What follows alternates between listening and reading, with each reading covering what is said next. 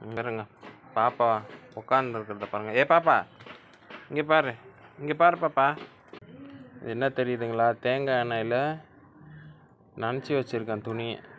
ஏன்னா அவளுக்கு காது ஒரு மாதிரி இருக்குதுங்க பாப்பாவுக்கு.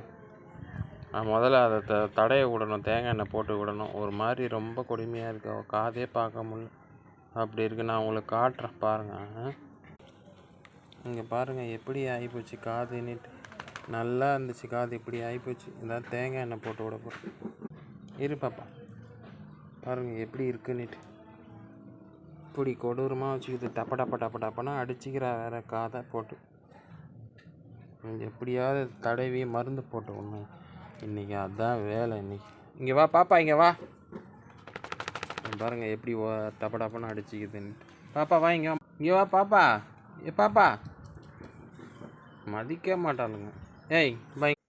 பாருங்கள் ஃபுல்லாக தேங்காய் எண்ணெய் தான் ஊற்றி வச்சுருக்கேன். கூப்பிட்டா வர மாட்டேறா, பயந்துன்னு ஓட்டா உள்ள. தவிர எல்லாருமே வருவாங்க. இங்கே பாருங்கள், இவர் ரெடியாக உட்காந்துருக்குறது. பட்டு மாமியை பாருங்கள், ரெடியாக வந்து நிற்கிறது. பட்டு மாமிக்கு ரொம்ப பாசம் ஜாஸ்திங்க. தங்க பொண்ணுங்க. இவளுக்கு ஒன்று எது உடம்பு சரியில்லை, ஒரே வாமிட். என்ன பண்ணுறதுன்னு தெரியல. சாப்பாடு இத்தனைக்கும் டெய்லியும் தான் சமைக்கிறேன் நான். அன்னைக்கு சாப்பாடு அன்னைக்கு தான் போடுறேன். போதும் தாங்க, அவன் பாசத்துக்கு ஒரு எல்லையே இல்லை தாங்க.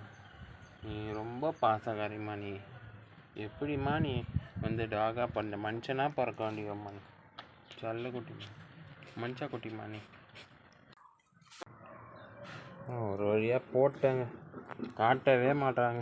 இரு பாப்பா. இதை பாருங்கள், என்ன தடவி விட்டுட்டேன் ஃபுல்லாக. எப்படி ஆயிடுச்சு காது அவளுக்கு.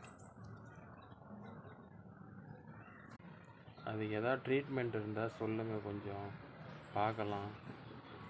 இது பாருங்கள், இவ தான் அவளை பெற்ற அம்மா பாப்பா. டாம்சி குட்டி. எந்த ஒரு ட்ரீட்மெண்ட்டாக இருந்தாலும் பரவாயில்ல, அதுக்கு காது சரியாச்சுன்னா போதும். கிட்டத்தட்ட அது ஒரு வாரமாக இருக்குது, ஒரு வாரத்துக்கு மேலேயே இருக்குது காது. நானும் எண்ணெய் வச்சு தொடச்சி பார்த்தேன் ஃபஸ்ட்டு. திருப்பியும் அது ரொம்ப இருக்க ஹெவியாக ஆகிப்போச்சு. இவ போட்ட குட்டி அப்படி தான் காதில் ஏதோ ஒன்று ஆகி ஒரு பக்கம் காதே இல்லாமல் போயிடுச்சிங்க. ரொம்ப கொடுமையாக இருந்தது பார்க்கறதுக்கு. அதே மாதிரி தான் இப்போ பாப்பாவுக்கும் வந்திருக்கு. என்ன பண்ணுறதுன்னு தெரியல. ஒரு வேளை எனக்கு தெரிஞ்சு திஷ்டியாக கூட இருக்க வாய்ப்பு இருக்குல்ல. ஏன்னா அழகு பொண்ணு வீட்டில் அவங்க அம்மா வேறு ஃபோன் மேலே ஃபோன் பண்ணிக்கினே இருக்கிறாங்க.